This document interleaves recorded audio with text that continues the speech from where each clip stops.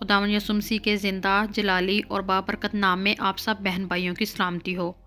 خداوند کے زندہ اور پاک کلام میں سے پیدائش کی کتاب باب 22۔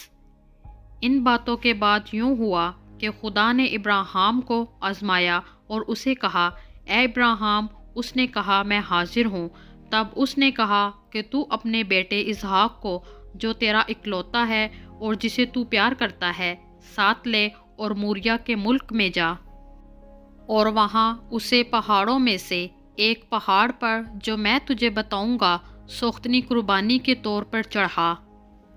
تب ابراہیم نے صبح سویرے اٹھ کر اپنے گدھے پر 4 جامہ کسا اور اپنے ساتھ 2 جوانوں اور اپنے بیٹے اسحاق کو لیا اور سوختنی قربانی کے لیے لکڑیاں چیریں اور اٹھ کر اس جگہ کو جو خدا نے اسے بتائی تھی روانہ ہوا۔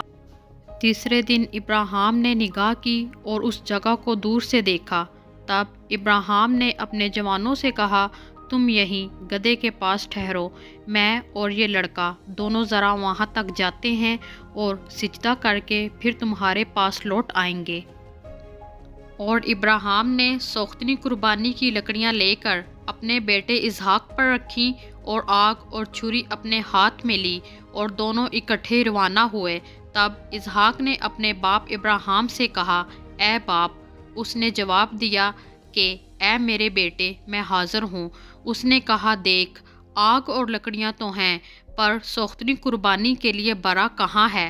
ابراہیم نے کہا، اے میرے بیٹے، خدا آپ ہی اپنے واسطے سوختنی قربانی کے لیے برا مہیا کر لے گا۔ سو وہ دونوں آگے چلتے گئے اور اس جگہ پہنچے جو خدا نے بتائی تھی۔ وہاں ابراہیم نے قربان گاہ بنائی اور اس پر لکڑیاں چنی اور اپنے بیٹے اسحاق کو باندھا اور اسے قربان گاہ پر لکڑیوں کے اوپر رکھا۔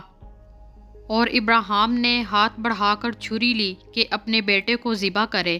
تب خداوند کے فرشتہ نے اسے آسمان سے پکارا کہ اے ابراہیم، اے ابراہیم۔ اس نے کہا، میں حاضر ہوں۔ پھر اس نے کہا کہ تو اپنا ہاتھ لڑکے پر نہ چلا اور نہ اس سے کچھ کر، کیونکہ میں اب جان گیا کہ تو خدا سے ڈرتا ہے، اس لیے کہ تو نے اپنے بیٹے کو بھی جو تیرا اکلوتا ہے مجھ سے دریغ نہ کیا۔ اور ابراہیم نے نگاہ کی اور اپنے پیچھے ایک مینڈا دیکھا جس کے سینگ جاڑی میں اٹکے تھے۔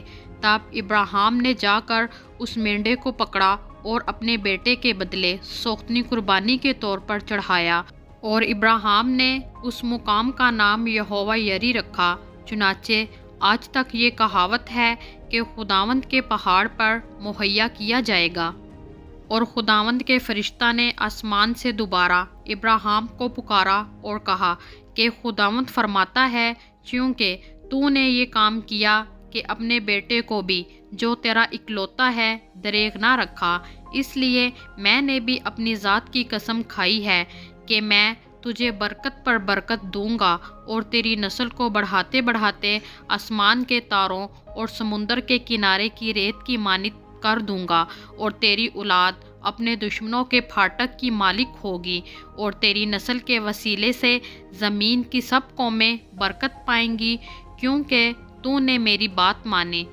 تب ابراہیم اپنے جوانوں کے پاس لوٹ گیا، اور وہ اٹھے اور اکٹھے بیرسبا کو گئے، اور ابراہیم بیرسبا میں رہا۔